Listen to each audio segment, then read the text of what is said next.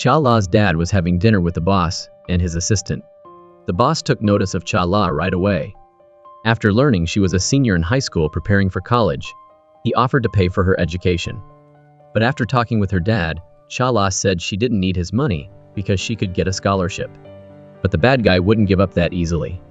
He quickly came up with a plan. The next day, he asked Chala's dad to go out for drinks, saying the company had an order he needed her dad to sign. But it wasn't urgent. He said they could talk after they had a few drinks. Chala's dad really loves his job and is very professional, so he thought he could take care of work first and then go have drinks. But the bad guy insisted on drinking first.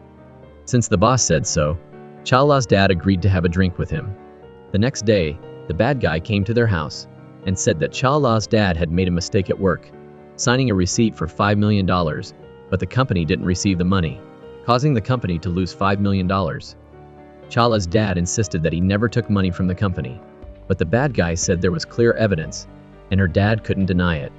Chala's dad immediately knew this was the bad guy's plan, but he had no way to prove it. The bad guy said he was willing to give Chala's dad a week to either pay the debt or go to jail. Seeing he had no other options, Chala's dad got down on his knees and begged for more time. Finally, the bad guy revealed his true nature and said he could use Chala as a trade. Chala's dad naturally refused, but borrowing money from everyone didn't work out. While he was wondering what to do, the bad guy came back saying the 7-day deadline was up and he needed Chala's dad to pay the debt in 3 days. Chala's dad was so angry that he punched the boss. The boss, also known for his short temper, became more violent and turned the fight from punching to beating Chala's dad. He beat Chala's dad so badly he couldn't get up. Chala, seeing her father hurt, knew only she could save them and decided to go with the bad guy. He quickly took her to a house outside. The bad guy introduced her to the housekeepers, one of whom was a gossip. She realized Chala didn't seem to be there willingly, and told the boss that this could get him in trouble with the law. The bad guy said he'd fire her if he heard another word from her mouth. He told her if Chala ran away, he'd fire the gossipy housekeeper, then prepared to continue his work. After the bad guy left, the gossipy housekeeper led Chala back to her room. Chala found women's clothes in the closet. The housekeeper told her there had been many girls there before her. When the boss got tired of them, they were kicked out. After the bad guy dropped her off and went to work, the gossipy housekeeper was in charge of taking care of Chala. While cleaning up her things, the housekeeper found Chala's report card and college acceptance letter and said she wouldn't need those anymore. So why did she bring them? Chala brought them to remind herself that she could have a bright and beautiful future. The housekeeper felt bad for her, because the other women who came here were all for the bad guy's money. But Chala had come this far. She could only accept her fate. That night, the bad guy came home from work. Chala was scared and quickly closed the door. He couldn't open it and called the gossipy housekeeper to get the key.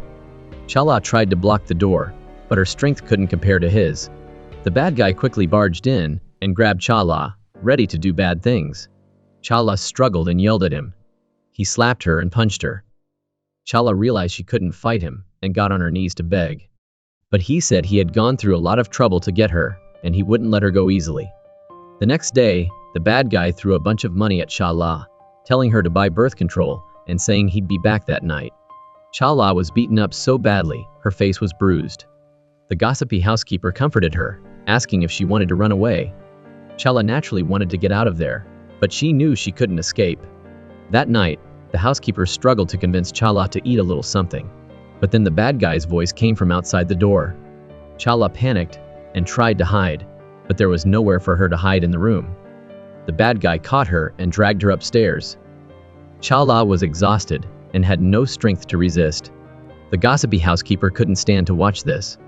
After the bad guy left, she comforted Chala, saying that if she couldn't really fight back, she should find a way to resist, at least get something from the bad guy, to make up for what she lost. Every day Chala had to endure the bad guy's abuse, and she was afraid to even answer her parents' phone calls, because she knew that if she heard their voices she would cry, making them worry even more. The gossipy housekeeper really couldn't take it anymore, but she was helpless. She could only encourage Chala to be strong, and say that even the strongest man couldn't resist the charm of a beautiful woman. She had already lost everything anyway. It was better to take this opportunity to demand more. Otherwise, with her attitude and current appearance, she wouldn't be with the bad guy for long. Chala would only be helping the bad guy, while getting nothing herself. Chala thought the gossipy housekeeper made sense, so she decided to change her attitude towards her situation. She finally started eating willingly. When the bad guy came back, the gossipy housekeeper rushed up to him and said nice things, telling him that Chala had prepared some fruit for him. The sudden change in Chala made the bad guy suspicious that she was trying to poison him. He quickly got up and said he liked it. At that moment, the gossipy housekeeper added, saying that everyone in the market was gossiping that he was so rich but didn't buy any gold or jewelry for his girlfriend. Chala immediately used her big move, saying she didn't need those things, then went upstairs. The housekeeper took care of the rest. She said that Chala was so beautiful. If he kept saving money like that, once Chala met a richer and more generous guy, she would definitely leave him. With the housekeeper's encouragement, the bad guy finally decided to take Chala shopping. They went to a jewelry store, and he let Chala pick one of 2 gold necklaces. She said she liked both, but the stingy bad guy said she didn't need that much. At that moment, a rich man standing nearby nodded and smiled at Chala. She politely smiled back. The bad guy, seeing this, immediately felt threatened and bought Chala 4 pieces of jewelry and generously asked if she needed anything else. Unfortunately, when Chala returned from the jewelry store, she was confronted by an uninvited guest. While the two were arguing endlessly, luckily the gossipy housekeeper arrived in time and finally pulled the bad guy's wife away. Chala stood up, holding a bedside lamp, and threatened to throw it if she didn't leave. The wife finally left in anger. After the wife left, the housekeeper immediately told Chala to tell the bad guy about it, so he could deal with his wife. But Chala had learned the art of pretending to be innocent and said she would tell him not to blame his wife. As a result, when the boss came home, he was even angrier and directly beat up his wife, saying that it was his business to have a mistress, and his wife had no right to interfere. He told her never to look for Chala again. Meanwhile, Chala took the bad guy to the mall, saying she wanted to buy a bunch of furniture because she felt like all the furniture in the house before was used by other women, and she was not happy with it. Therefore, she wanted to throw it all away. The bad guy was reluctant to waste money. At that moment, he felt it was all his wife's fault for making him spend extra money like that. Unexpectedly, the wife was following them from behind and finally got her chance when Chala went to the bathroom alone. She rushed over, scolded Chala, even threatened her with a knife, and was ready to scratch her face. Chala begged for mercy. The wife even made her kneel down in front of her. To protect her face and life, Chala could only endure this humiliation. The wife finally let Chala go for now, but before leaving, she said she would let everyone know that Chala was a shameless mistress. This made Chala anxious, so she asked the gossipy housekeeper if anyone was talking bad about her. Because in fact, she didn't throw away the old furniture, but asked the housekeeper to sell it. While they were talking, there was a knock at the door. The person who came to buy the furniture was Mrs. Choi, who owned a beauty salon nearby and also rented out houses. She needed furniture, so she came. As a result, her husband, Mr. Wiroj, saw Chala and his eyes widened, immediately having bad intentions. "I've never met you before, you must be the boss's niece, right? It's not good for women to be too beautiful." Fortunately, the old man's wife is next to him, so he can control himself a bit. But Mr. Wiroj didn't intend to give up. He kept hanging around Chala's house in the days that followed. Finally, he found a time when only Chala was home and barged in without hesitation. Seeing him, Chala immediately realized his intentions and grabbed the water hose to threaten him. But Mr. Wiroj wasn't afraid and went to embrace Chala.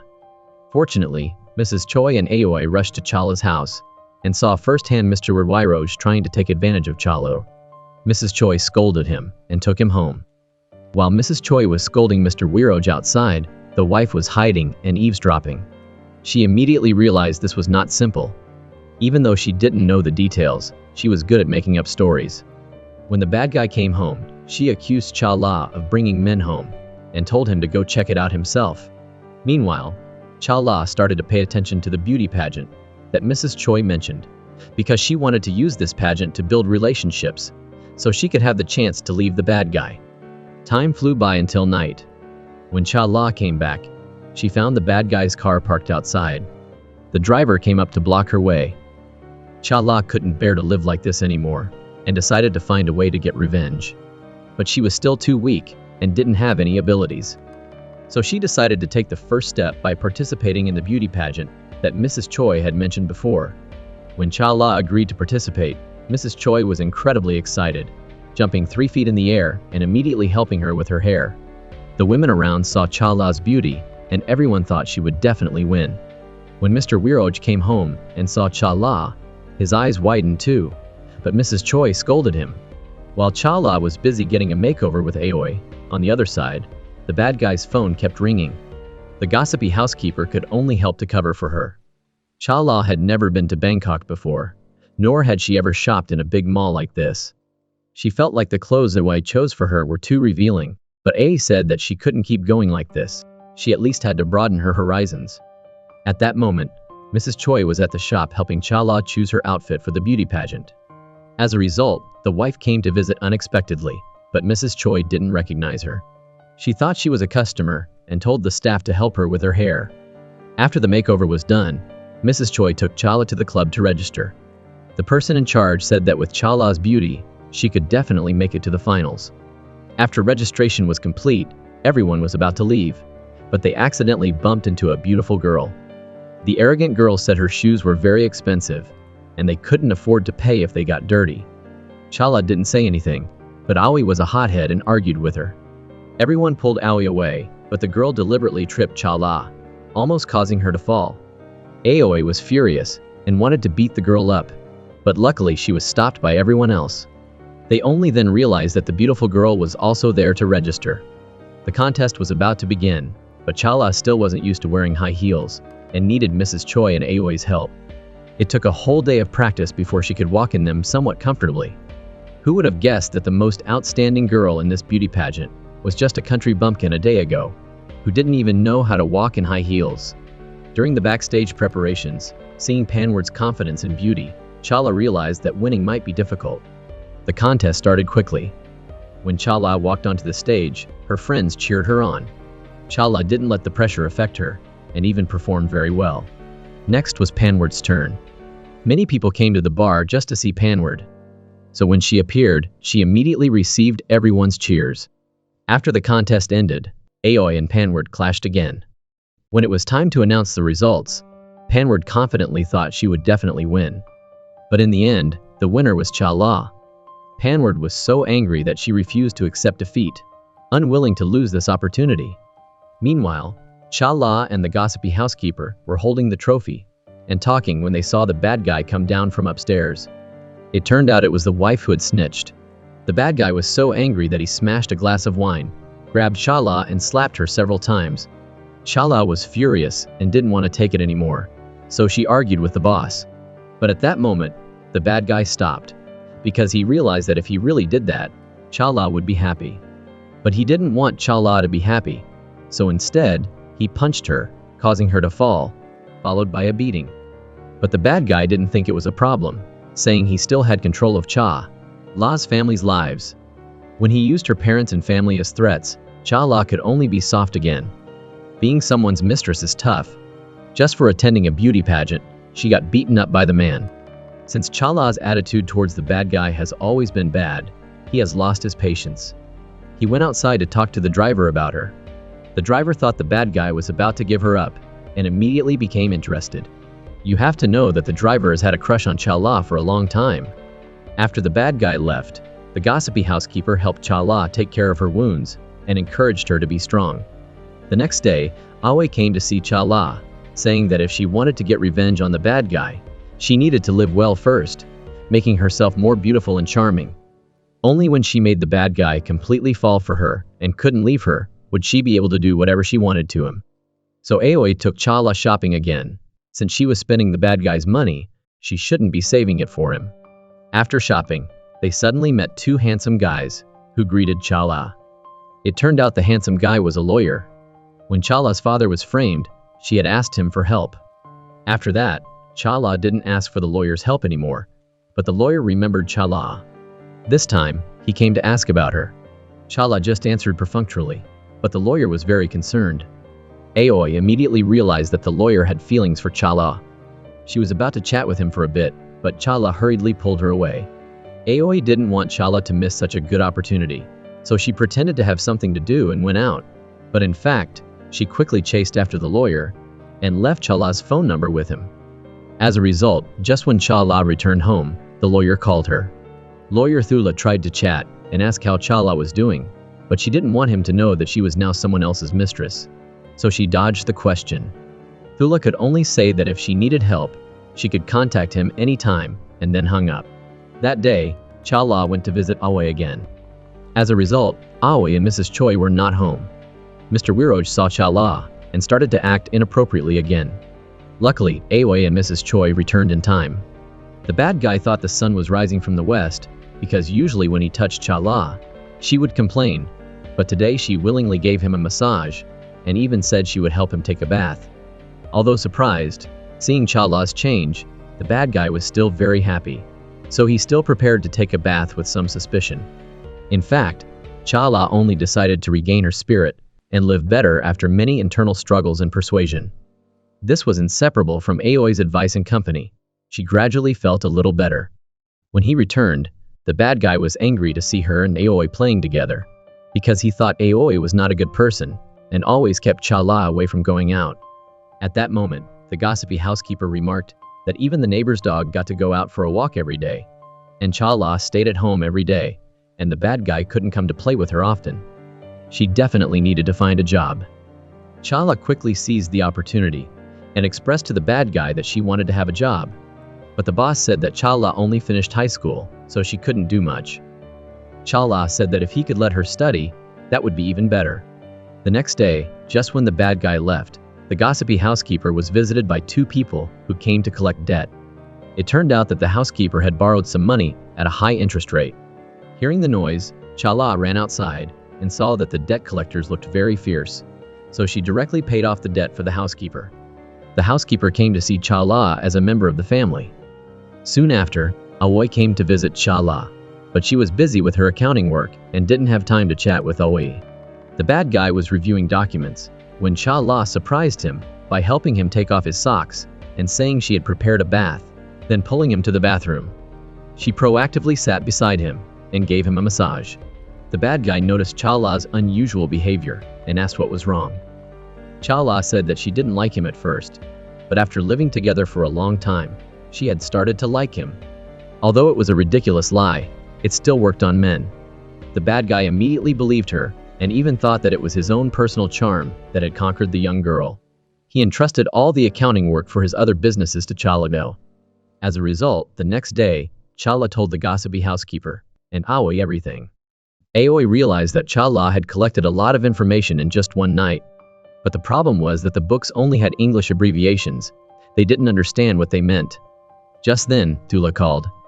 It turned out that he had won his first case today, but he had no one to celebrate with, so he called Chala. It was clearly just an excuse for him to invite her out, but Chala also wanted to ask Thula about the meaning of those abbreviations, so she agreed to go out to dinner with him. That night, when Chala came home, the gossipy housekeeper and Aoi talked about strategy, but Thula also said that he couldn't see anything from the invoices. Aoi realized that since the bad guy often went to meetings, if Chala knew who he was meeting with, things would be much easier. Sure enough, the next day, the bad guy went to a meeting early in the morning. But this time, Chala didn't act indifferent as usual, but asked him where he was going for the meeting, and pretended to be jealous. The bad guy saw that Chala was jealous, and he was even more convinced that she was in love with him. He quickly explained that he was just going to discuss business matters. Chala naturally wanted to go along, but the bad guy would definitely not agree. So while the bad guy was eating, Chala's phone kept ringing. The bad guy happily bragged to his friends, saying that his mistress couldn't be away from him. Under the continuous barrage of calls, the bad guy finally answered Chala's phone. Chala said that if he couldn't take her with him, he should at least take pictures and send them over to prove that he was really discussing business and not playing around with other women. The bad guy said he could take pictures for her. This man was so stupid. Knowing that he was doing illegal things, he dared to send pictures to his mistress. As a result, when Chala received the pictures, she discovered something. She and I had once met the man in the picture. When they were singing karaoke, the man kept staring at Chala, and there were always beautiful women around him. Chala called Thula again, and he said that the man was in the timber business, very powerful and often appeared in the news. Therefore, he reminded Chala that these people are very powerful, especially the one that Chala and Aoi had met. He is the most powerful among them. Therefore, it is still necessary to be careful when interacting with them. Chala only answered briefly, and then they both discovered a claw machine. Thula said that he was very good at this, and began to teach Chala how to catch stuffed animals. During their interaction, their feelings for each other grew stronger. As a result, when Chala returned, the gossipy housekeeper told her that the bad guy had been waiting for her for a long time. It turned out that the bad guy thought he didn't have enough time for Chala, so today he decided to come home early to spend time with her. But Chala wasn't home. Chala said she had a headache and wasn't feeling well, so she went to the hospital. The bad guy didn't ask too many questions. Later, while watching the news about the people's hardships, the bad guy not only didn't sympathize, but also watched TV with Chala and laughed. Because in reality, these things were caused by him. Chala quickly seized the opportunity to ask the bad guy what business he was in. As a result, the bad guy told her a long story, but Chala didn't understand. In the end, she found out that the bad guy was also engaged in illegal logging. The next day, Chala went out to eat with Aoi, but she realized she had forgotten her phone at home.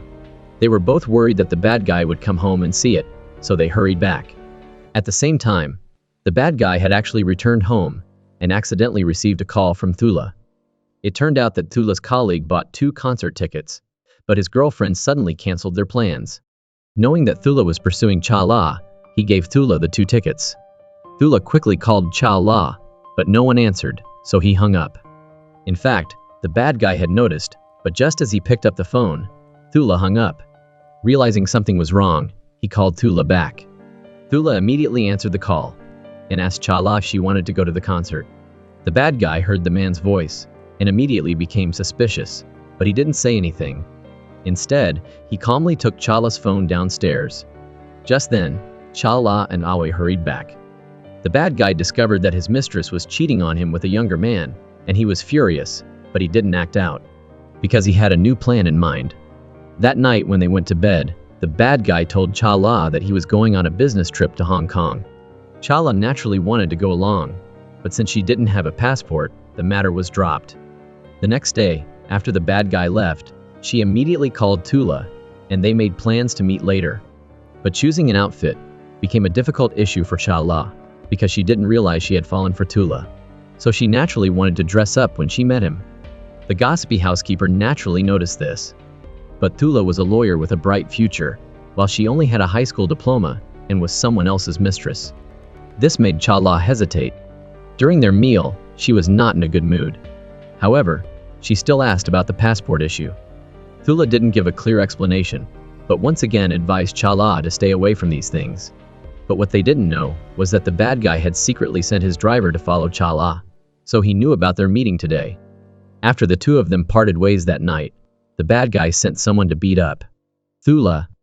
Thula was beaten up and didn't know what was going on. His colleague took him home, thinking it might be related to a case, because lawyers often angered people. But Thula listened to his attackers and thought it was related to Chala. After his colleague left, he called Chala, wanting to know what was going on. But by this time, Chala had decided to stop contacting Thula, so she didn't answer the phone. Thula didn't suspect that Chala was deceiving him, and he was even worried about her safety. After many unsuccessful calls, he even went to Chala's old house. Chala's father, Mr. B, told him that Chala wasn't there anymore. At that moment, Thula realized that Chala didn't usually contact her family. But he received a lot of news from Thula, because he said that Chala had been investigating the bad guy recently. On the other hand, the bad guy was in Hong Kong, when he suddenly called Chala, saying that he had a party in Bangkok that he couldn't attend, and needed Chala to represent him. He also wanted her to help deliver a file. Chala wanted to know more about the bad guy, so she naturally agreed to go. But the bad guy said that she had to arrive at the party first. As she was about to rest for a while, she suddenly heard the wife's voice. The wife was supposed to represent the bad guy at the party. She brought gifts to the host and apologized for the bad guy's absence. But at that moment, the host said that the bad guy's niece had already arrived. The wife was furious when she saw Chala, but for the sake of appearances, she didn't make a scene in front of others. But soon after, she called the bad guy. On the other hand, The driver said he had something to do and told Chala to wait for him. Just then, a man with a drink appeared in front of Chala. He asked about Chala's education and work and, knowing she wasn't studying, said that he could offer her a job that would make her happy. But Chala remembered her identity and said she needed the bad guy's permission to work. Just then, the driver arrived. The driver took Chala home, and she was greeted by the happy face of the gossipy housekeeper. Today, the housekeeper seemed very happy. When Chala felt confused, the housekeeper took her back to the living room. It turned out that her father had come to visit. Chala hadn't seen her parents since she left home last time, and she hadn't even contacted them by phone.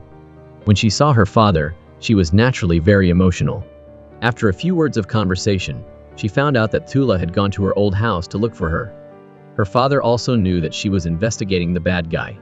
He said that he also suspected the bad guy was running illegal businesses, but he didn't have any evidence, so he didn't dare to act. If Chala really wanted to investigate, then she had to make sure she was safe no matter what. During their conversation, Chala learned that Chala had been beaten up by the bad guy, so she had her father send a letter to Chala, telling him not to contact her anymore. When Chala received the letter, he called Chala. This time, Chala didn't refuse and answered the call, telling Chala that she really had a boyfriend and asking him to give up on her. Chala didn't understand why Chala had deceived him before, because he still couldn't believe that she was that kind of person. But Chala said that she had just been playing with Cala's feelings and had never really liked him. Even though she said that, she soon began to cry. At the same time, in Hong Kong, the bad guy received a call from Thera, the man at the party. "I met your niece today. I want to ask you honestly, is she really your niece?" "What's with the question?" Thera said that he was willing to help the bad guy take care of his niece, asking if he was worried. The bad guy said he didn't dare to worry. He was happy that Thera was willing to help take care of his niece. This girl is about to be sold, but she doesn't even know it. She is the one the bad guy tricked. Now he is tired of her, but doesn't want to let her go easily, so he intends to sell her for a high price. After all, Chala is young and beautiful, considered one of the most beautiful women in Thailand. That day, the bad guy sent Chala to run an errand, saying that she had to go to the golf course to send something to Thera. But in fact, he just wanted to create an opportunity for the two of them to meet. But unexpectedly, Chala may have been scared by the beating she received before, or she knew that the bad guy was up to something, so she didn't want to stay and play golf with Thera. On the other hand, Aoi was attracted by Thera's charm. She knew that the people who came here were all rich. Meanwhile, not far away, Thera was unhappy. Thera is Napan's wife, and she immediately knew her husband's intentions when she saw him getting cozy with Chala. She was so angry that she jumped up and down, scolding the woman next to her for not stopping the bad guy from selling Chala to Napan. That woman said that people like them, from the upper class, can't argue with women like that, and at least they shouldn't make a scene. Otherwise they'll lose face. So she advised Thera to calm down. Thera made an appointment to meet the bad guy, saying that she wanted to let Chala participate in the national beauty pageant. This was clearly beneficial for both sides. The bad guy was quickly persuaded by Thera and agreed to let Chala enter the contest. But when Napan found out, he was so angry that he scolded the bad guy, because if Chala joined the beauty pageant, with her beauty, she would surely attract the attention of richer and more powerful people, and then he wouldn't be able to get her. But things had come to this point. No matter how angry Napan was, the bad guy and Thera were not going to change their minds. The bad guy even took the initiative to spend a large sum of money to buy Chala a pearl necklace. The gossipy housekeeper was suspicious, and at that moment, the bad guy replied that he was preparing for Chala to participate in the national beauty pageant. He bought the necklace so that Chala would look better. After saying that, the bad guy prepared to leave again, and the gossipy housekeeper was confused. Normally, if the bad guy was away from home for a long time, he would definitely hold Chala in his arms when he returned, even staying overnight. But this time, he seemed unusually distant, which immediately made her feel that something was wrong, but she didn't know exactly what it was. The poor girl brought home a bunch of designer clothes today. Her friends were all confused and asked where she got the money, but Aoi just laughed it off and didn't tell the truth. Because Aoi didn't want to say, Chala didn't ask further. They talked about the beauty pageant again. Aoi thought that Chala should seize this opportunity and take advantage of meeting more powerful people to escape from the bad guy. Chala thought this made sense, so she quickly went to Thera with the bad guy. Because although Chala was beautiful, She was still a little bit rustic, so the bad guy handed her over to Thera so that she could help her makeover. On the other hand, Aoi was getting close to Nippon. Clearly, the reason Ai had money to buy so many designer clothes before was because she had befriended Nippon. So this time, when they went out shopping, Aoi started to inquire about the bad guy's thoughts, because she also realized that something was unusual about him this time. Normally, he was very jealous, and not only could she not enter a beauty pageant, but she couldn't even go out of the house. But this time he was actively helping Chala. There must be something going on. Nippon didn't think too much about it and directly told Aoi the truth. So she hurried back to Chala's house, preparing to tell her the truth. But she was a step late. At the same time, Thera was taking Chala to change her image. She took Chala to a high-end hair salon and had her carefully made up. Although Chala felt uncomfortable, people still need to keep developing. Next, they started to help Chala pose for photos. But at that moment, Chala seemed to see someone at the entrance, so she asked if she was delaying the schedule because she thought that all the contestants had to take pictures. But Thera said that everyone else had already taken photos. Chala was the last one, so it was fine to be a little late.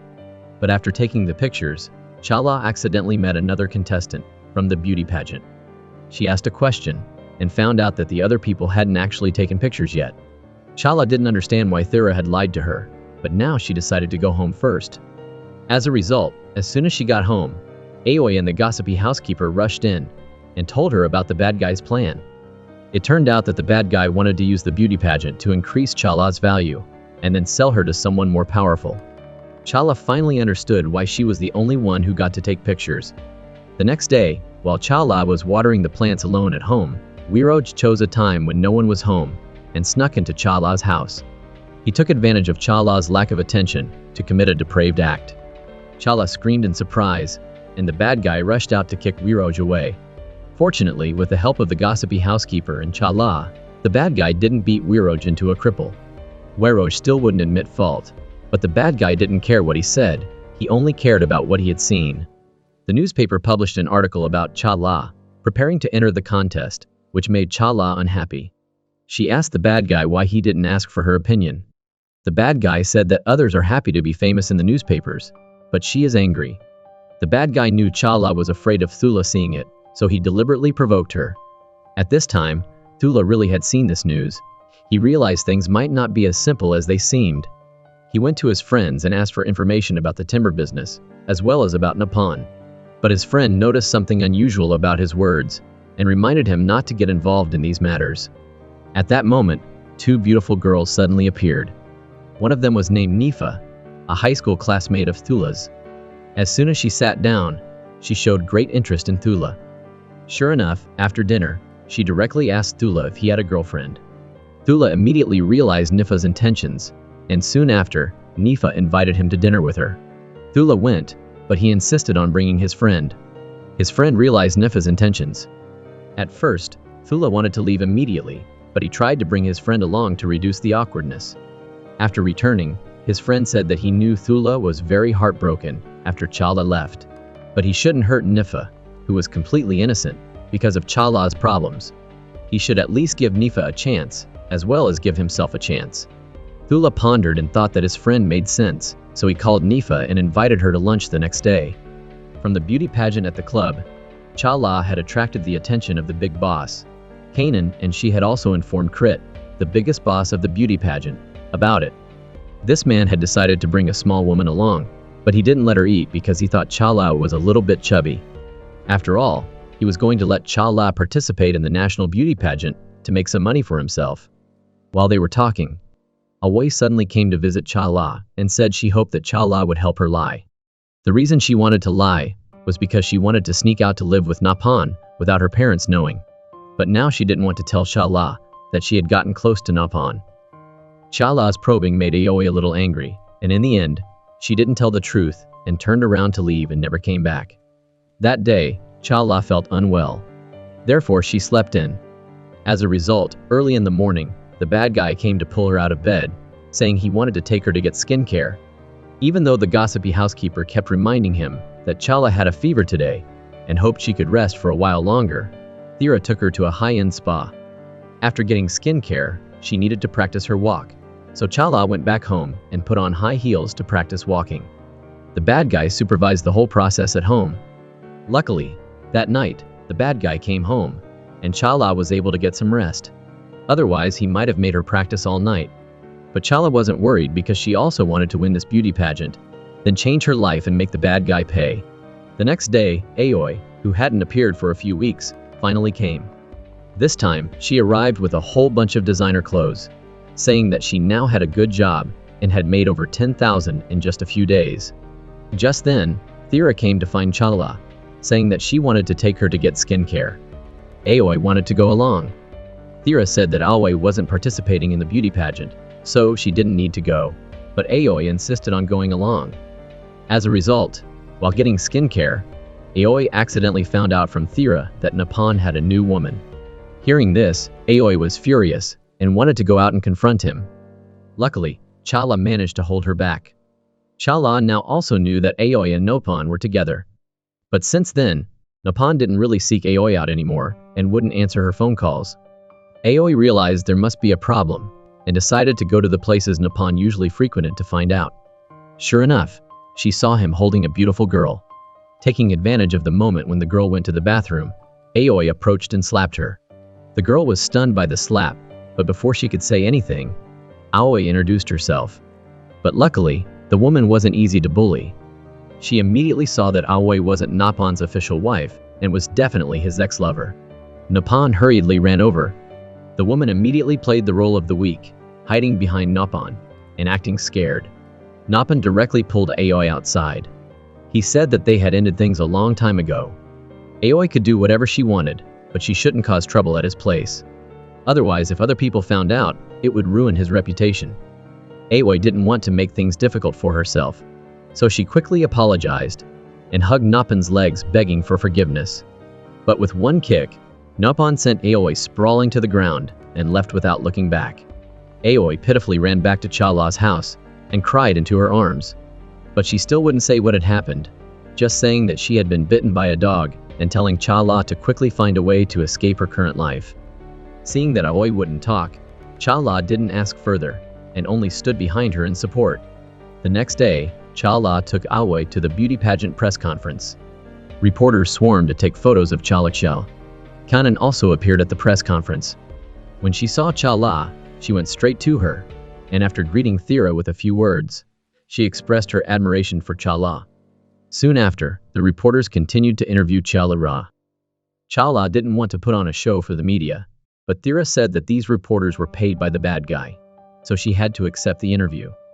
After the newspapers published the news, it was full of praise for her. Aoi happily bragged to her mother, but Choi wasn't very happy. She felt that Chala was reaping the benefits of others' labor, because it was clear that she was the one who had introduced her to the beauty pageant. Now she was joining a major beauty pageant, without saying a word to her. Pay attention to this man. He was secretly standing outside the beauty's house to admire her. Unfortunately, he was discovered by the bad guy. When he was caught, Wiroj ran away, but this time the bad guy wasn't going to let him get away. He drove after him. Wiroj was scared and ran away, and eventually he was unfortunately hit by a motorcycle at the intersection. Seeing Wiroj get into an accident because he was chasing him, the bad guy wasn't worried at all. He even stopped beside him to mock him for a while, before driving away. Wiroj watched the bad guy's car disappear in the distance, his teeth clenched in anger. On the other hand, the first round of the beauty pageant had begun. Wiroj went to Chala's opponent and said he had some shocking news about Chala. As expected, the next day, the newspapers published news about the love scandal in the beauty pageant. Aoi was furious when she saw the news, and Chala also knew that the news was about her. The bad guy also clenched his teeth in anger, thinking that his wife had leaked the information and beat her up. He had invested a lot of money to make sure Chala could be sold for a high price. But his wife insisted that she didn't do it. So the bad guy went to Choi and directly asked her why she betrayed Chala. When he saw the bad guy arrive, Wiroj quickly ran away. Choi said that she didn't know anything. It was then that the bad guy realized that it must have been Wiroj who leaked the information. He found Wiroj behind his car and beat him up. Wiroj was already unstable, and now he was even more injured. Luckily, Choi arrived in time to stop the bad guy. The news quickly reached Kanan's ears. She went to find Thera to ask about Chala's situation. Thera didn't dare to tell the truth, but she couldn't lie outright either. After Kanan left, Thera hurriedly went to find the bad guy to discuss a plan. He said that Kanan had asked about Chala's situation, but in order to protect himself, Thera could only stammer and say that he didn't know the specifics. Because if Chala was really dragged into this, everything they had done before would be useless. They couldn't hire reporters to help Chala clear her name now, otherwise, they wouldn't escape suspicion. After discussing for a while, they finally decided not to do anything, and let Chala pretend like nothing happened, and continue to participate in the contest. Chala was extremely embarrassed because she really was the bad guy's mistress. Now she had no face to continue participating in the contest, but the bad guy wouldn't stop there. He had invested a lot of money in her to ensure that she could win the crown and sell her for a high price. If he stopped now, his money would be wasted. So he went to find Chala and told her to pretend like nothing had happened and to continue participating in the contest with confidence. But Chala said that she really had no face to meet anyone and didn't want to continue participating. The bad guy slapped her and said that it wasn't her decision. Chala ran out in distress, and the gossipy housekeeper tried to follow, but the bad guy stopped her. He wasn't afraid that Chala wouldn't come back, because her parents were still in his hands. On the other hand, Chala ran outside and cried, but she didn't know where to go. Because her parents were really still in the bad guy's hands, she could only go outside to vent. But eventually, she had to go back. At that moment, she saw someone selling ice cream on the street. But at that moment, an old man got out of a car and said he also wanted a coconut ice cream. After making Chala's ice cream, the vendor realized that he ran out of coconut ice cream. So Chala gave her coconut ice cream to the old man and bought another chocolate ice cream, paying for both. At that moment, she couldn't have imagined that this old man would be the one to change her life. After finishing the ice cream, Chala could only return to the bad guy's house. The bad guy was still there and, hearing Chala return, he came down from upstairs and forced her to continue participating in the finals, saying that as long as she participated in the finals, she could leave the next week. And to silence the outside world, the bad guy said that from now on, Chala was just his niece. There was no other relationship between them.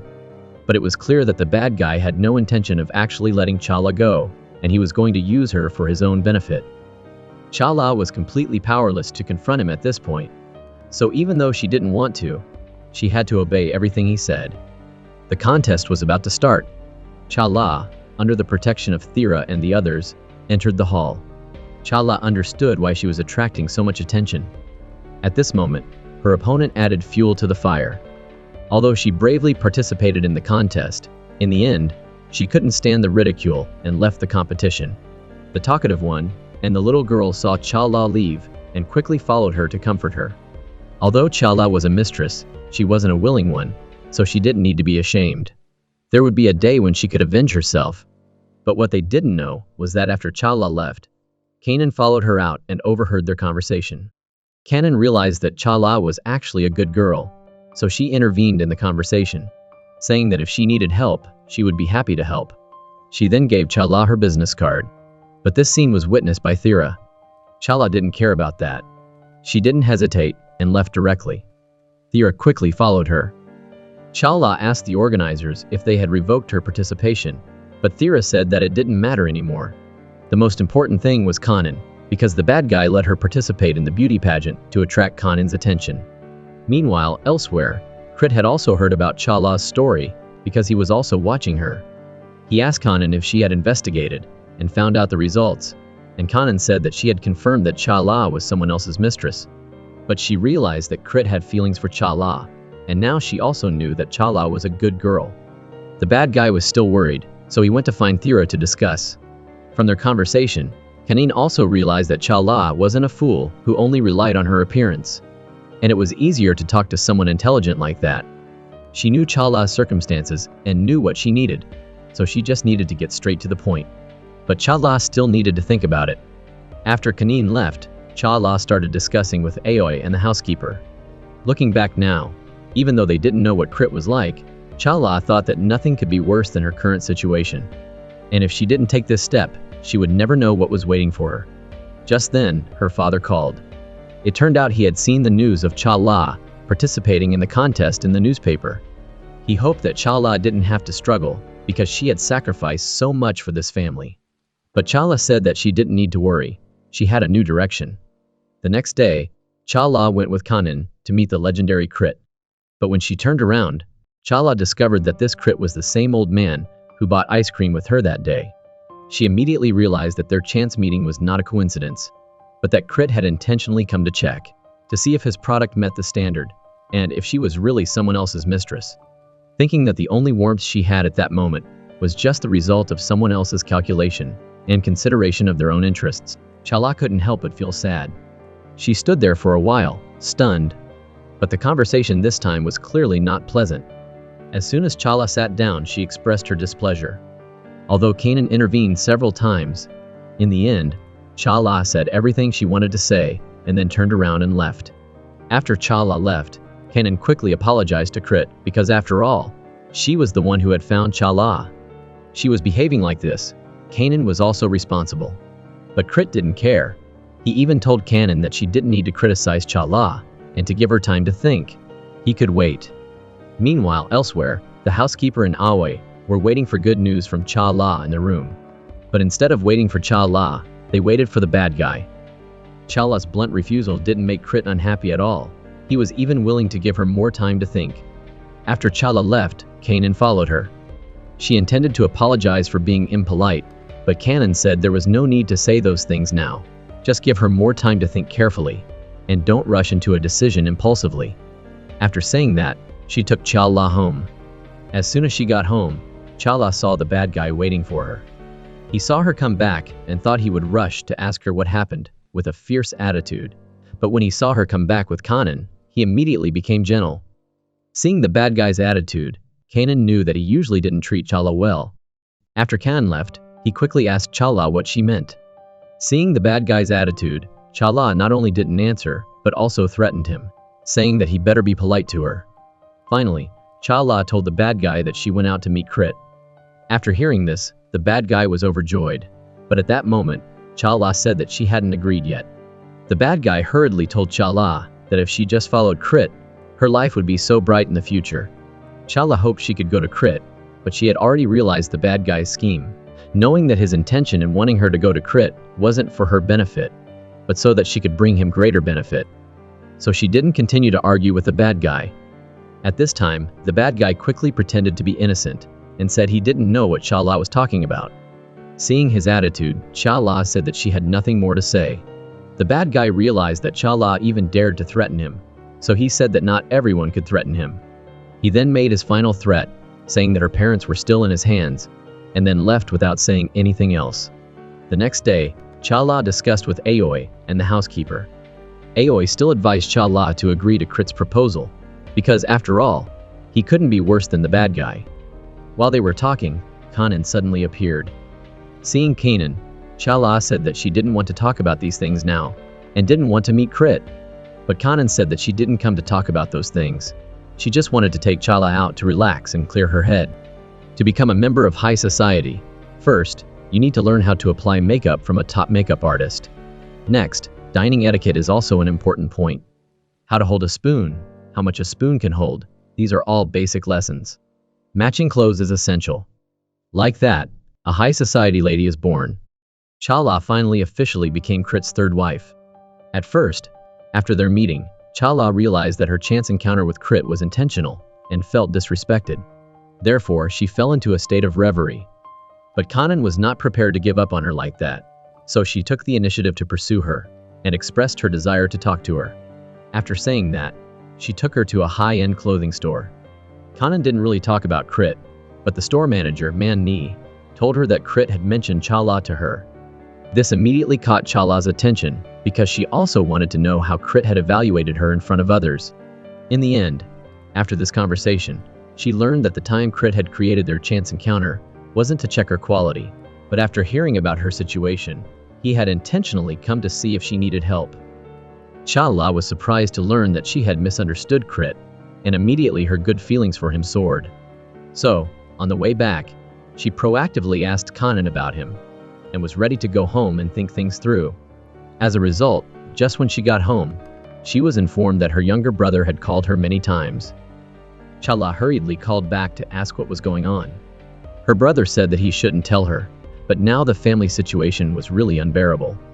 It turned out that after Chala refused Crit and told the bad guy, he brought up the 5 million incident from before and pressured Chala's dad to pay. Chala's dad didn't have the money to pay, so the bad guy stopped paying Chala's dad's salary. Chala knew that the bad guy wanted to use this method to force her to obey.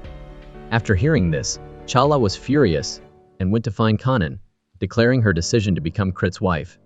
Kanan said that even though Chala looked beautiful now, she still needed some training to become a member of high society. So the store manager and Kanan started to give Chala a complete makeover. Luckily, Chala learned quickly and soon mastered some of the basic etiquette of the aristocracy. After that, Kanan took her to Crit's house, but the first person to greet her was not Crit, but his second wife Douge. Chala politely showed her respect, but Kanan told her that Douge wasn't the real mistress. So after Chala joined, from the atmosphere you could tell that her status and Douge's were the same. Douge didn't seem to be favored by Kanan, but before Chala could think about it any further, Kanan said that she could go meet Crit now. Finally, Chala became part of high society, but never thought that the person who took care of her life was her first love. After Kanan took Chala to Crit's room, her first question was about Crit's visit to her before. Crit didn't directly answer her question, but only expressed his understanding of Chala's anger, saying that a good horse always has a temper. Chala didn't flatter him but expressed her opinion directly, saying that she hadn't intended to come and only agreed because of some unavoidable circumstances. Kanan realized she was being a little disrespectful and quickly stepped in to stop her. As a result, not only was Crit not angry, but he also felt that Kanan was a little redundant at the moment. So, Crit asked Kanan to leave so that he could talk to Chala privately. Chala didn't avoid him either. She told him her whole story, how she came to Bangkok, became the bad guy's mistress, and finally, the reason why she agreed to become Crit's wife, clearly and in detail. Crit, who had experienced many major events, after hearing these things, valued Chala's honesty even more. They quickly decided that from now on, Chala would become Crit's third wife. When Chala stepped out, Kanan asked her about the price, because if you put it in an unkind way, Chala was the one Crit had bought. Chala took out a check, and Kanan was stunned because no one had ever received so much money. The check clearly stated 5 million baht, along with some jewelry. Chala directly gave these things to Kanan, and then prepared to go back and pack her things to move from the bad guy's house to Crit's. Hearing that Chala could finally escape from there, Aoi jumped for joy, but the gossipy housekeeper was sad, because after Chala left, she would lose a good friend. While Chala and Aoi were busy preparing to sell everything in the room, the gossipy housekeeper sadly asked to keep a bed. But Chala didn't intend to abandon the gossipy housekeeper. She had actually already prepared to take her with her to Crit's house. Hearing that Chala was about to sell her things, Choi hurriedly came to buy them, and took the opportunity to congratulate Chala. Even Wiroj, who used to be so rude, now politely called her Miss Chala. But they arrived a step too late because Chala's things had already been pre-ordered by Kanan. Kanan bought these things not because she needed them, but to find an excuse to return the money that Chala had given her earlier. Kanan then said that someone from Crit's would come to pick up Chala tea. Then, Kanan left. Not long after, the person Kanan mentioned arrived. Aoi excitedly ran out to open the door and saw Thula. She looked around the empty room, where every inch was filled with painful memories. Now she could finally escape from this place forever and get away from the bad guy she hated the most. Just a day ago, Thula, as Crit's lawyer, had come to pick up Chala. When Chala saw him, she tried to control her emotions but couldn't stop the tears from flowing. Thula announced that Crit had bought her a new house and he was here to pick her up to see it. In the car, they didn't have any conversations because they were no longer in a relationship. The gossipy housekeeper and Aoi felt anxious because they knew about their past. Soon after, Thula took Chala to her new house. The new house was much larger and cleaner than the bad guy's house before. After giving her a quick tour, Thula said that Crit was on a business trip recently and wouldn't be back for a while. Chala decided to go back and settle everything before officially moving. When the bad guy finally returned from his business trip, he discovered that the house was empty. He was about to scold Chala when the gossipy housekeeper told him that Chala had agreed to be with Crit, so the bad guy no longer had the right to scold her. Hearing this, the bad guy was so happy that he almost fainted and immediately asked Chala to help with his business. Otherwise, he would tell Crit that she used to be his mistress. But what he didn't know was that Chala had already told Crit about it the first time they met. Now, all Chala needed to do was pretend to be threatened by the bad guy. After that, Chala looked for an opportunity to get revenge. Not long after the bad guy left, Napan's wife hurriedly came, hoping to get a share of the pie. Napan's wife thought that Chala was able to rise to the top and become a phoenix because she had helped her participate in the beauty pageant before. But Chala said that she didn't owe Napan's wife anything. Napan's wife was disappointed, but she didn't dare to get angry. She could only tell Chala that she knew about her affair with the bad guy and used it to threaten her, demanding that Chala help with her business in the future. After Napan's wife left, Chala finally prepared to officially move out. Looking back at the room and everything in it, the hellish experiences felt like they were still right in front of her, and now she could finally leave it all behind. When she arrived at her new home, Chala felt like she was a newcomer, so before entering the house, she needed to go visit Crit's official wife. She thought Chala wanted to form an alliance as soon as she arrived, but Chala just wanted to show her respect. However, the official wife didn't seem to pick up on this signal, and told Chala that Crit would be bringing a new girl home soon, so she shouldn't get too complacent. The girl finally rose to the top and became a phoenix, becoming the mistress of the most powerful man in the country. The first thing she wanted to do was to get revenge on those who had hurt her before. Indeed, as soon as she moved to her new home, the bad guy came to find her and asked Chala to help him get Crit's signature. But Chala said that Crit hadn't been back in the past 2 days, so she didn't have the chance to talk to him about this. When Crit came back, she would tell the bad guy. Right after the bad guy left, Nopan's wife followed him with the same purpose as the bad guy. It turned out that Nopan's wife and the bad guy used to be business partners, but now they had broken up and were acting independently. Nopan's wife said that she could offer Chala more benefits and hoped that Chala would help her instead of the bad guy. Chala said she would consider it, then called the bad guy and said that Nopan's wife had offered a higher price. The bad guy was furious and was about to scold Chala, but she had now become a stronger version of herself. The bad guy didn't dare to go too far and could only consider Chala's offer. Chala didn't waste any more time on them. She stated her conditions and then turned and left. Not long after, Napan's wife went to find Chala again, hoping that Chala could help her first. In the competition between the bad guy and Napan's wife, Chala had come up with a good way to end the war quickly. Knowing that Crit liked to read newspapers, Chala deliberately found a lot of important information about the market for Thula to give to Crit. Today, Chala prepared many newspapers for Thula to give to Crit, but Crit had returned and immediately hugged Chala. Thula turned his head to the other side, out of sight, out of mind. Crit saw that Chala had just arrived, and always asked for her opinion on everything. Compared to her previous boss, Crit was polite and elegant. Seeing Crit like this, the gossipy housekeeper smiled like an ant, and Thula was ready to leave. After Crit finished taking a bath, seeing that Chala looked tense in the room, he said that she could sleep in another room because he didn't want to force anyone to do what they didn't like. But Chala proactively helped Crit put on his clothes. Crit emphasized again that she didn't need to do things she didn't like just to repay him. Chala said she was doing it willingly. After Thula left, he stopped and looked up at the window on the upper floor for a moment. Seeing that the lights in the room were off, he knew that he and Chala probably wouldn't have another chance. Just then, Aoi, her close friend, walked past, and, knowing their past, wanted to explain things to Thula, so that he would know that Chala wasn't like that. But Thula didn't give her the chance to continue, just expressing that he and Chala were in the past. Now that there was someone good like Crit taking care of her, Thula felt happy for her, and he was also married now. Hearing that Thula was married, Aoi couldn't help but be surprised. But things had come to this point, there was nothing more to be said. However, that night when Thula went home, his wife was sitting on the sofa crying her eyes out, like a statue of tears. Thula rushed over to comfort her and learned that they had lost their child. "What happened to our baby, our baby? I'm sorry, I didn't take good care of him." Faced with his wife like this, Thula didn't know how to comfort her either. After his wife went to sleep, Thula held the baby's ultrasound picture and felt sad, because he married her mainly because she was pregnant. One day, Nifa suddenly invited him out and showed him these pictures. Thula was still in a daze at that time. Seeing his expression, Nifa quickly said that if he wasn't ready, she wouldn't force him to take responsibility. Although Thula wasn't really ready, he always wanted to have a family, and knowing that he and Chala wouldn't be able to anymore, he had decided to marry Nifa. Now that the child was gone, Tula felt that his marriage was meaningless. On the other hand, Crit woke up in the morning and found no one next to him. He went downstairs and found out that Chala had gotten up early to make breakfast for him. At this moment, the bad guy was outside shouting.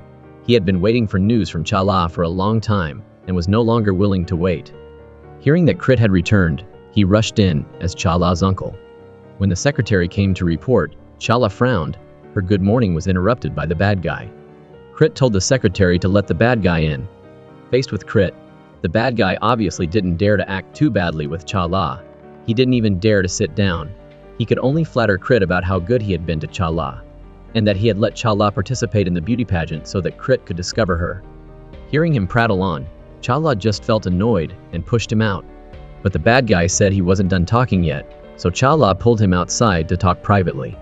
It was clear that the bad guy's intentions were very obvious.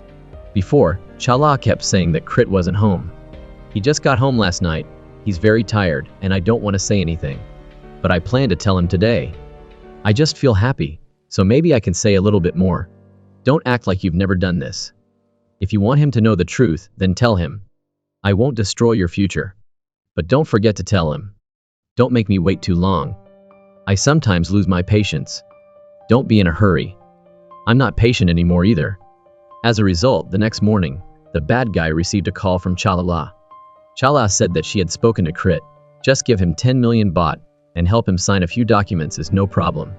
The bad guy was overjoyed when he heard this, and immediately said that he would bring cash right away. On Chala's side, she had directly brought all the news about the bribe to Crit.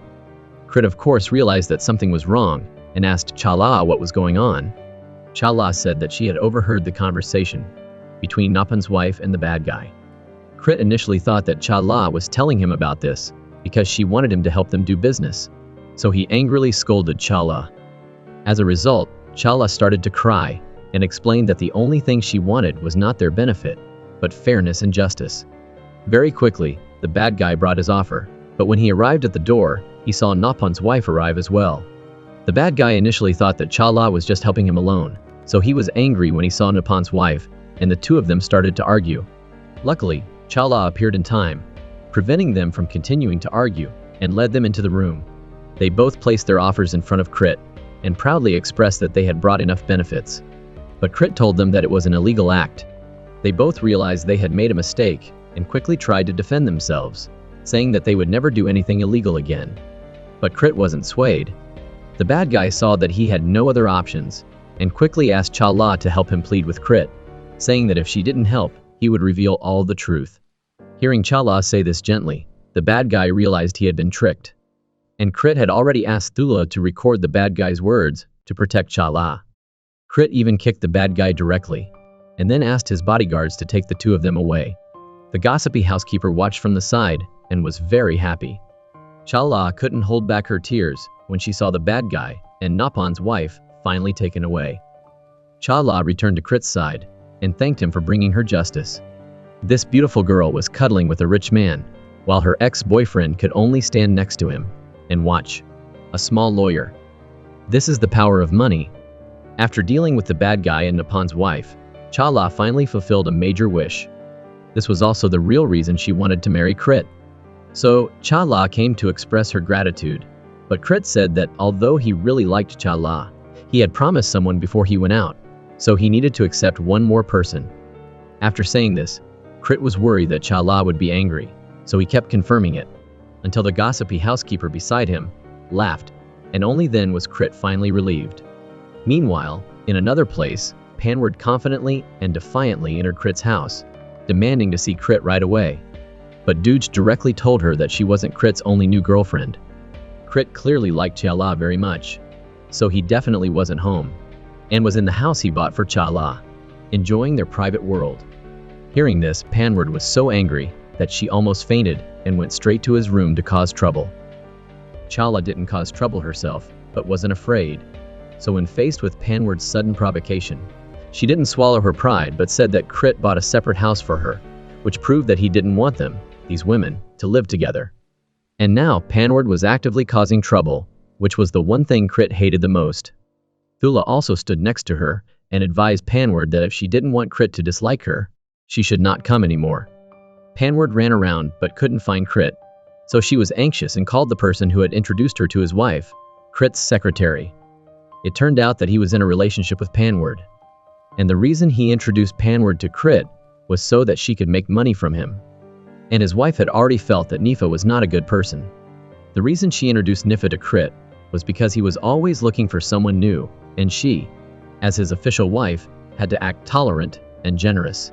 But this made her feel ashamed in front of others, so she had hated Crit for a long time. She knew that Panward would eventually betray Crit, so she wanted to see what he would do then. On the other hand, after a day of work, Crit talked to Thula and learned that Thula's child had died and his wife wasn't home now either. Initially, Thula's teacher was Crit's lawyer, but then because of his poor health, he let Thula take over his job. Crit always liked Thula very much and cared about his life. Knowing that his family was having difficulties, he let him go home to rest and not work too hard. Even after Thula left, Crit expressed his sympathy for Thula's fate with Chala, because Thula had lost his parents when he was young and always wanted a family when he grew up. Finally, when he was about to have a family, he lost the child. Chala was also surprised to hear this. Luckily, Crit didn't think much about the fact that his wife had been working hard to prepare dinner since morning. The afternoon had turned out like this. And all of this wasn't a natural disaster, but was caused by humans. Since Chala married Crit, she was finally able to achieve her academic dreams, and soon she could speak English fluently. Seeing Chala so intelligent and capable, Crit decided to entrust her with organizing this year's New Year's Eve party. But this information quickly reached his wife's ears. Although she outwardly said that she could understand Crit because she wasn't well, and that Crit letting someone else organize the party was for her health, she was actually very angry inside. Organizing big parties in the house was always the responsibility of the first wife. Now Crit had given this task to Chala and even let her appear in public, clearly not respecting the official wife, wanting Chala to replace her position. Therefore, she absolutely wouldn't allow this to happen. But his wife wasn't a fool, and naturally wouldn't directly confront Crit's intentions. Instead, she went to find Douge and Panward, these two beautiful but not very intelligent girls. Just a few words made these two women feel unfair, feeling that Crit was treating Chala better than them. So they decided to go to Crit together and complain that he was too biased, giving Chala all the tasks. But Crit used just a few sentences to make them speechless. "Can you two speak English? You've been with me for 5 years and still haven't learned English. Chala learned to read, listen, and write English in just 1 year. Don't tell me I hired a better teacher for Chala, because you both learned from the same teacher. Can you two cook?" Panward retorted that hiring a chef is easy, there's no need to do it yourself. But Crit said that for young people like them, these things might not be important. But for him, a man who has a wife who knows how to cook and manage the household is something he is very proud of. After those two fools left, Chala also begged Crit, expressing that she could organize this party but she wanted to stay behind the scenes, not wanting to appear in front of everyone, feeling that it would be stealing the official wife's attention. But Crit said that his wife wasn't feeling well, so he could only let Chala represent him and appear. Chala really had no other choice, and had to agree. But on the other hand, Douge and Panward weren't prepared to let things continue like this. So, after a few days, the two of them went to the venue that Chala had decorated and checked the situation. This was the result of Chala's hard work for many days. On the morning of the event, Chala woke up and discovered that the venue had become chaotic. It was no longer feasible to buy flowers nearby. While everyone was worried, Douge and Panward proudly took credit for ruining the party the night before. The first task Crit had given them, and this was the result. Chala quickly called for help, but time was running out. There wasn't enough time to buy new flowers. But at this moment, Chala suddenly got an idea. They couldn't redecorate because they couldn't buy flowers in time, so she asked her parents to bring some fruits and vegetables from home. That night, Douge and Panward still thought that Chala would be embarrassed, but they didn't expect that she had arranged the party venue neatly. Crit introduced her to his friends, and everyone praised her, saying that she was truly a capable wife. But Panward was so angry that she wanted to die. She directly pulled Denai to a corner to talk. Denai said that they would be discovered by others if they did that, but Panward thought that now everyone was focused on Chala. No one would care what they did. After saying that, Panward began complaining about Chala. arguing that Crit was too biased towards Chala and wasn't good to her. This also made the secretary feel sympathetic because he actually didn't like Thula for a long time. Although they were all Crit secretaries, Crit clearly preferred Thula. In the end, they discussed and decided to observe Chala and Thula more closely in the coming period, to see if they had any close relationship. Unexpectedly, their conversation was overheard by Chala's younger brother, Nop. After returning home, Nop felt uneasy, and later found a chance to tell Chala, advising her to be more careful in the future, especially with Denai and Panward. After the party, Denai and Panward even went directly back to Panward's room and started to complain about their dissatisfaction with Crit, vowing to find fault with Chala and Thula. On the other hand, Crit said that today was New Year's Day and Thula should go home early to reunite with his wife. But Thula said that his wife wasn't home today, which made Crit confused because every time he asked about his wife, she wasn't home. Thula didn't explain much, just saying that he currently just wanted to pray for the lost child and planned to go to the temple to pray tomorrow. Recently, Crit had also particularly wanted Chala to be able to bear his child, so he invited Chala to go with him tomorrow. At first, he wanted to go with Chala, but because he had an important meeting tomorrow, he could only let Chala and Thula go. The next day, they went to the temple to pray together with the gossipy housekeeper. At that time, the gossipy housekeeper advised Thula to pray too, saying that maybe he and his wife would have another child. But Thula said that his wife had asked for a divorce. After many years, the woman finally had the chance to be alone with the one she loved. But she couldn't say anything because she was now the man with money's woman. So, facing Thula, Chala only said that she had forgotten everything from the past and hoped that he would do the same. But Thula said he couldn't forget, because if he could have helped Chala many years ago, maybe she would have been on a completely different path. Maybe she could have gone to university normally and stayed by his side. But none of that happened. While they were talking, Chala accidentally twisted her ankle, and Thula quickly reached out to help her. Just then, Crit arrived after finishing his meeting and hid behind the wall listening to their conversation. But because they didn't do anything excessive, although Thula helped Chala, it was only due to the situation. Anyone would do that, but the conversation between the two still made Crit suspicious. He didn't directly rush out to ask for clarification, but quietly left. Just then, the gossipy housekeeper went out to buy water and asked Thula and Chala if they had seen Crit because she had just seen his car. But Chala said she didn't see him, so the gossipy housekeeper didn't think any further, only thinking that she had seen wrong. When Crit came back, he called Thula over and directly asked him if he was hiding anything. But Thula didn't hesitate and said no. Crit asked again and again, but Thula still didn't know what he was talking about because he really didn't think about it. However, after going out, Crit told Chala and Thula to get ready, saying that he would take them somewhere tonight. But Chala remembered that Crit had a business trip abroad tonight, so she asked him where he was taking her.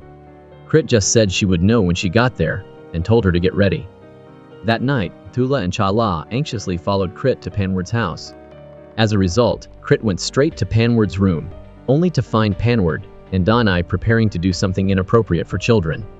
Seeing Crit arrive, they both jumped up in fright. Crit was so angry that he drew his gun and interrogated them as to why they had betrayed him. But Denai explained that he was just jealous because Crit treated Thula better than him, and Panward also felt that Crit was too biased. They both strongly defended themselves, saying that it was all because he was biased and often treated them badly. He didn't want to waste his time with them. Under Chala's intervention, Crit didn't fire his gun, but only kicked Denai and Panward out. After they left, Crit seriously told Chala that if she didn't like him, she could tell him directly. Don't be like them and sneak around behind his back. After that, he went back to his room to rest with Thula's help. But after returning, Crit still couldn't shake the feeling of doubt about Thula and Chala and kept remembering what happened.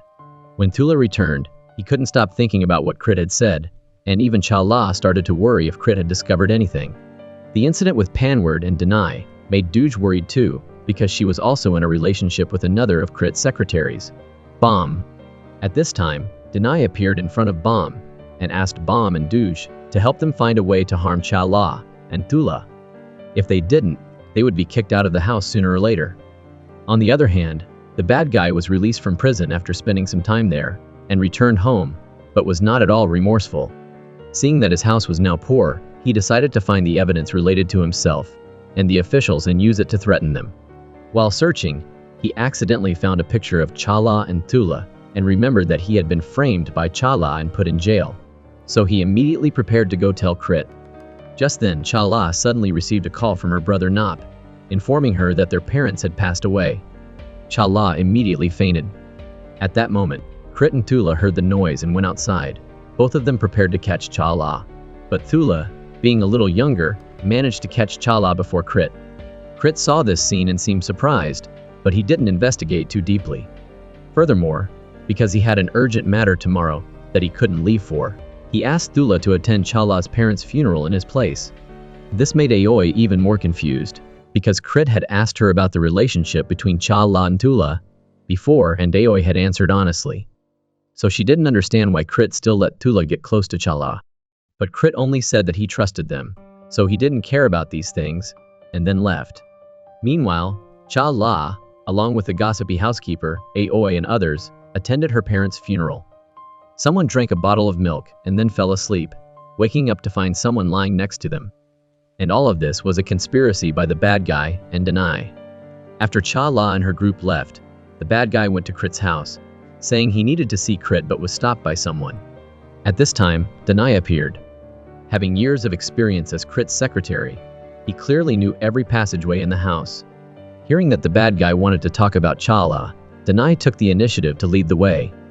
In the end, the bad guy met Crit and directly presented the photos, claiming that Chala and Tula had a close relationship and that they had exchanged loving glances since he and Chala were together. But because Crit already knew about this, he wasn't surprised at all. Furthermore, the bad guy didn't have other evidence, so Crit not only wasn't angry, but also scolded the bad guy and kicked him out of the house. After being kicked out, the bad guy met Denai and Panward, who had been waiting for him for a long time.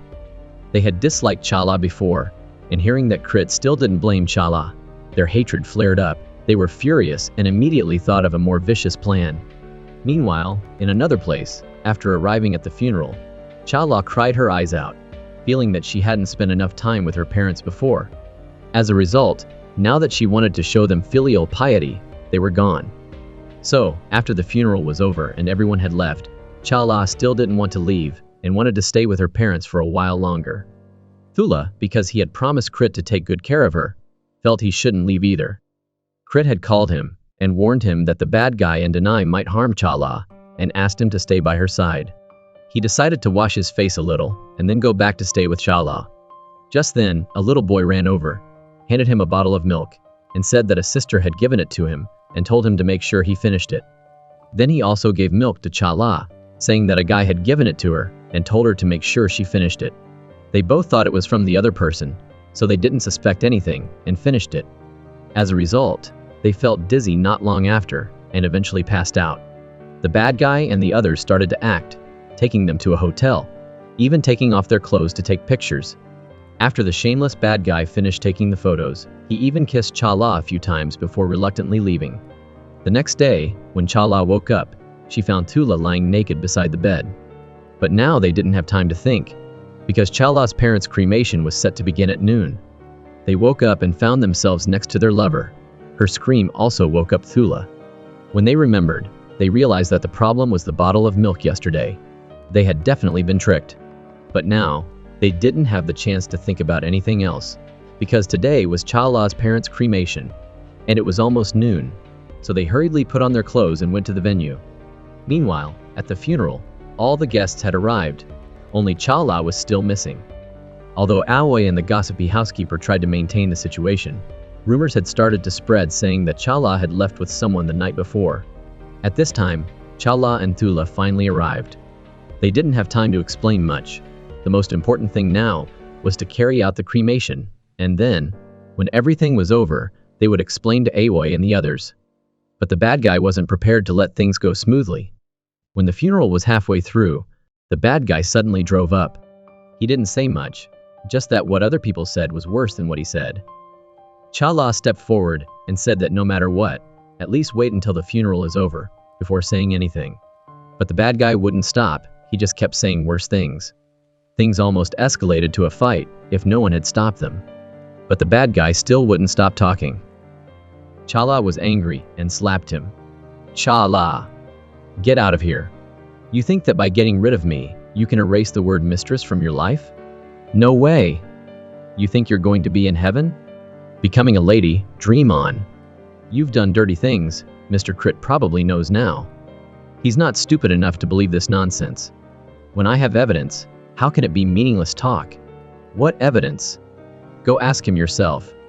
I sent everything to him, and now he probably knows everything. After saying that, he laughed loudly and left. On the other hand, Chala was deeply saddened by the loss of her parents. But now she had been tricked by others, but Thula said she didn't need to worry because their tactics were too weak. Thula was a lawyer, so he had already sent the bottle of milk from last night to the hospital to be checked and searched for surveillance cameras around the area, which could prove that they had been tricked. And Crit was a very intelligent man, so he wasn't easily fooled. Even so, Chala was still worried and could only quickly finish the funeral and then go explain to Crit. When the two of them arrived and hadn't had time to say anything, Crit directly raised his gun. But he wasn't raising it to do anything. He was just feeling that Chala was in danger, because the bad guy was trying to trick her. So he gave the gun to Chala, so that she could defend herself, because he was busy himself, and couldn't always protect her. But the bad guy was now targeting her, so Crit hoped Chala could protect herself. Seeing that Crit trusted her so much, Chala happily hugged him. And poor Thula could only leave. The woman heard the noise and went upstairs to discover that her husband was dead. In the room, besides Crit, there was only his beloved young wife, Chala. And all of this had to start from the morning. After the incident where they were tricked before, Crit not only didn't blame Thula and Chala, but also supported Thula to become the head of the new prosecutor's office, meaning that Thula had actually been promoted. A group of bad guys sat together discussing, and in the end, Denai decided that he still needed to get benefits from Crit. Otherwise, he would definitely not be able to find a good job in the future. He could tell Crit that he bought the pictures from the bad guy to save face, as a way to show his loyalty. Maybe Crit would give him a few more benefits. But as soon as he stepped into the room, Denai was scolded by Crit. "Oh, you don't knock on my door before entering my room now? Where are the guards I hired, letting trash like you into the house?" Denai was not at all scared, saying that he wanted to talk to Crit. Then, Denai presented the plan he had prepared. But Crit didn't believe it at all, because he knew that Denai and the bad guy were in cahoots. Crit had already asked someone to follow Denai, so when they were plotting together to harm Thula and Chala, Crit's people had already taken pictures. "You have photos, I have photos too." After saying that, Crit angrily called in another secretary, Bomb, and asked him to take Denai away. Then, surprisingly, Crit also asked Bomb to take Douge along, because he really knew that Bomb and Douge were in a relationship. He knew that he couldn't please everyone, so he had always turned a blind eye to this relationship. But now that he knew Bomb was the one who let Denai in, Crit immediately felt that Bomb and Denai were in cahoots, and told them to pack up and disappear immediately. When he saw that they weren't leaving, Crit angrily drew his gun, but unexpectedly Denai dared to draw his gun and face him. While the two of them were facing each other, Bomb sneaked behind Crit, put on his gloves, and took another gun from the drawer, directly shooting Crit. Just then, Chala was walking up the stairs, heard the gunshot and quickly ran up. But now there was no one in the room, only Crit lying in a pool of blood. Meanwhile, Bomb hurriedly called Douge, saying that he had killed Crit. Douge was terrified, but Bomb was very calm, and said that all they could do now was pretend to be calm, and then blame Chala and Thula. Douge was scared but could only follow his instructions, hurriedly running out to check the situation. Just then, his wife also came out, and they both rushed upstairs and discovered that Crit was dead.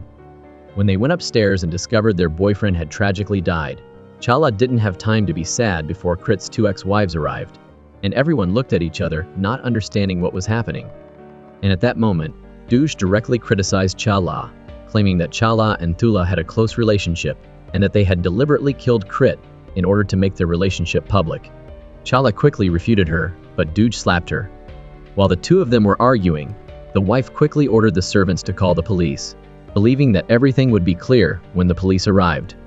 On the other hand, after the murder, these bad guys also started to have conflicts.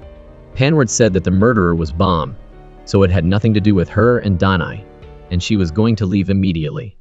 But Douge was afraid that if they ran away, they would tell on Bomb, so she decided not to let them go. While the two women were about to fight, Bomb finally spoke up, emphasizing that they were all in the same boat. Now, it wasn't time to break up. The most important thing was how to blame someone else, and they needed to pretend like nothing happened, and absolutely shouldn't run away. Otherwise, it would be like confessing. Baum said that he had almost wiped out all the evidence at the scene, and because he was Crit's secretary, he knew the surveillance system in the room very well. He had taken care of everything. As long as they didn't reveal anything, the police would definitely not find any evidence. On the other hand, the police took Chala, Thula, and the others to the station for questioning, but because there was no concrete evidence, they couldn't do anything to Chala. Furthermore, with his experience as a lawyer, Thula knew how to protect himself. After the interrogation, they were able to return home. But when they left the station, they found a bunch of reporters waiting outside. As a famous figure in Thailand, Crit's death was sure to cause a big storm.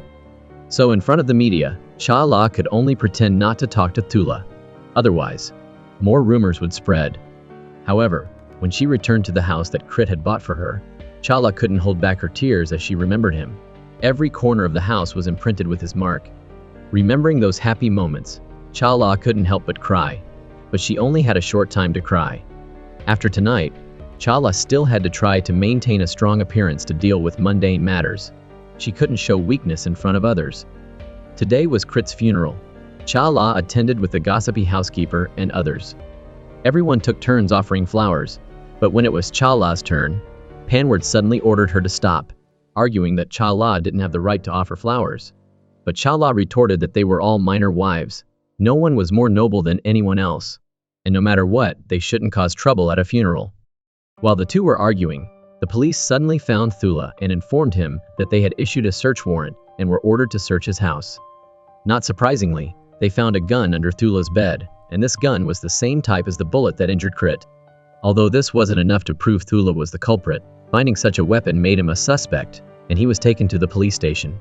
While this was happening, Kanan was talking on the phone with Chala, so Chala heard everything. They couldn't believe that Thula was the culprit, so now they needed to find a way to prove Thula's innocence. After discussing, they realized that although the surveillance cameras at Crit's house had been deleted, the cameras at Chala's house were still there.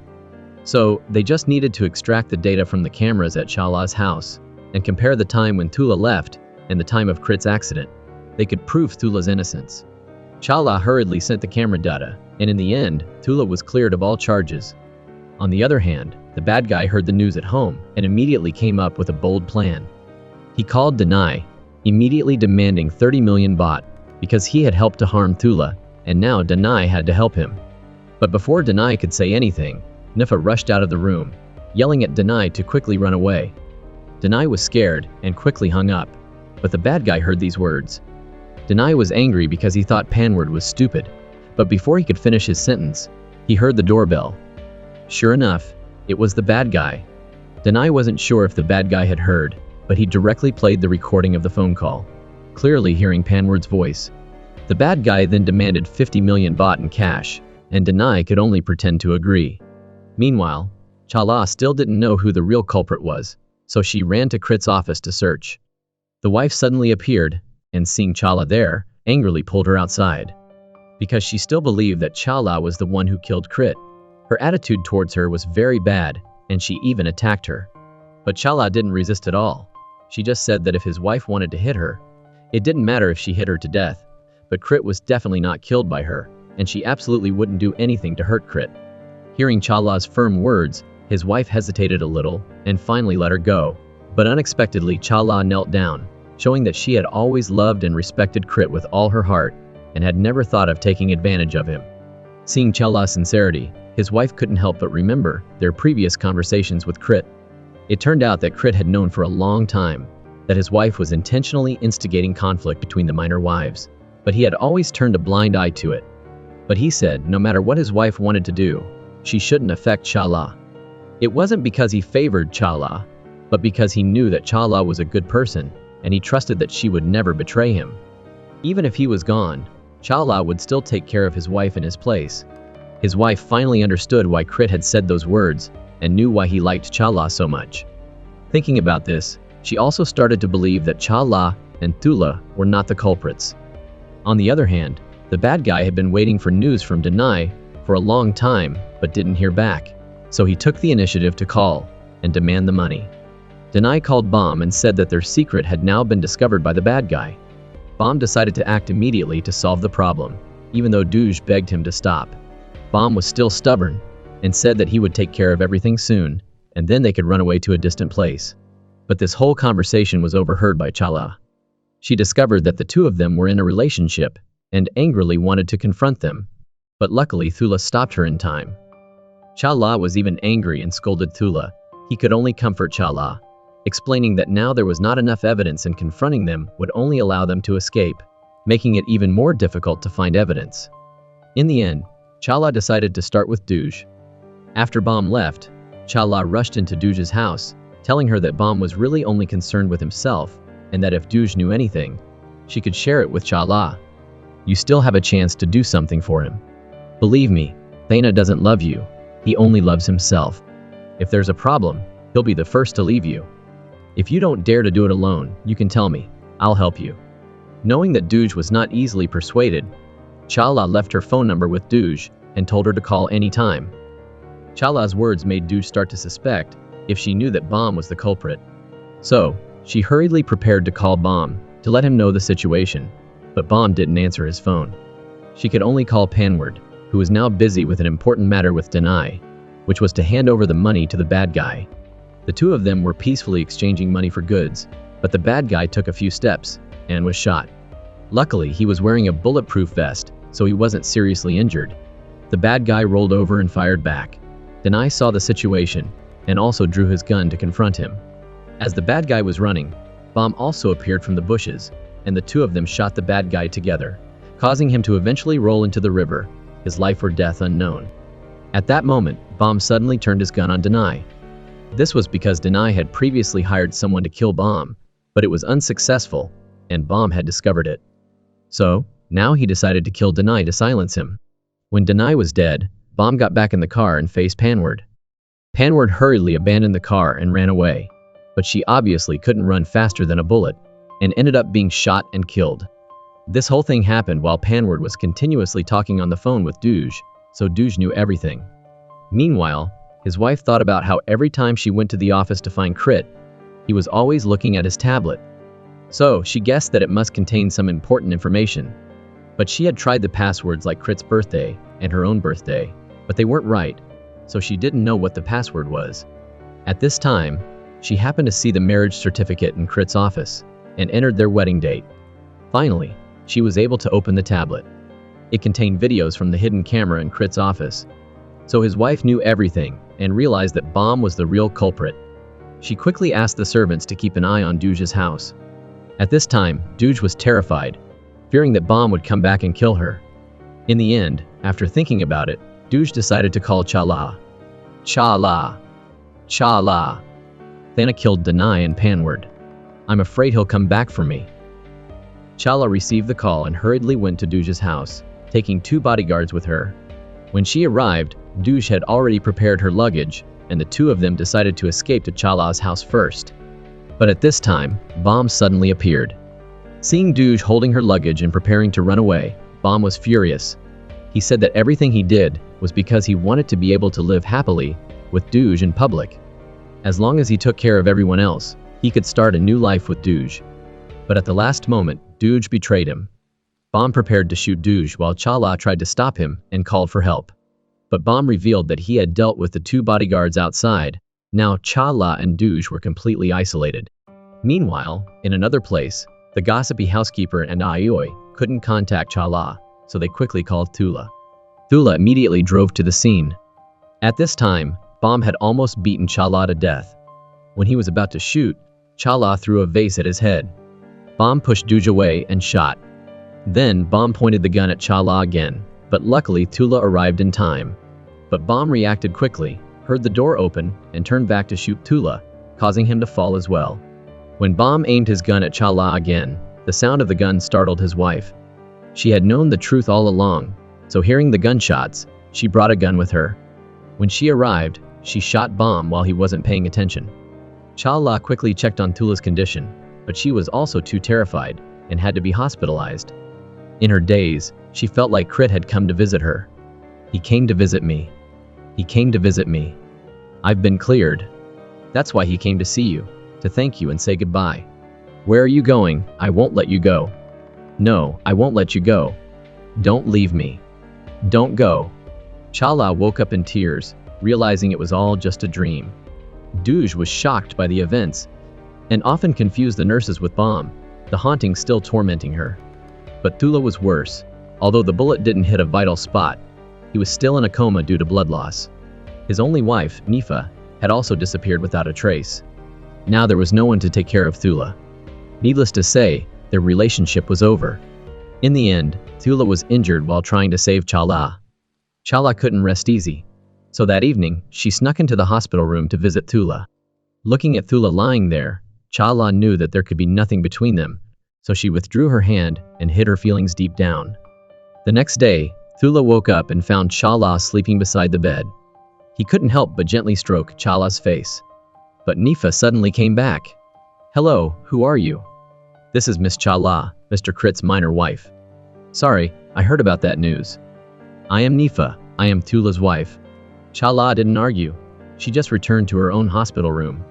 Aoi still didn't know that Nifa had returned, so she thought that now Chala could finally develop a relationship with Thula. Unexpectedly, while talking, Chala started to get angry. On the other hand, Nifa began to blame Thula for getting seriously injured without telling her a word. She said that she had asked her manager for a leave of absence to take care of Thula. But Thula didn't feel happy because he knew that Nifa didn't really love him. Every time she left, she would disappear for a few months without a word of farewell. Thula was disappointed in her and therefore asked for a divorce. Nifa was furious when she heard this because she came back to find Thula, not because she felt guilty, but because she was pregnant with someone else's child and wanted Thula. She resolutely refused to get a divorce. On another front, Chala and Aoi went to the hospital to visit the bad guy. Although the bad guy had escaped death last time, he was still badly injured. Aoi saw this and mumbled about the meaning of happiness. Chala expressed her gratitude to the bad guy, saying that if it wasn't for him, she wouldn't have the strong version of herself that she is now.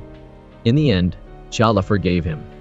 The bad guy looked at Chala and cried with regret. All the grudges between them vanished at this moment.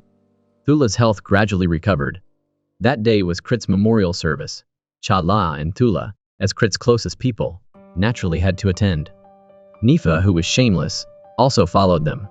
Chala cried her heart out, while Thula's eyes were always on Chala, which Nifa noticed. She pretended to be uncomfortable and asked Thula to take her home. When they arrived at the hospital, the doctor said that she was pregnant.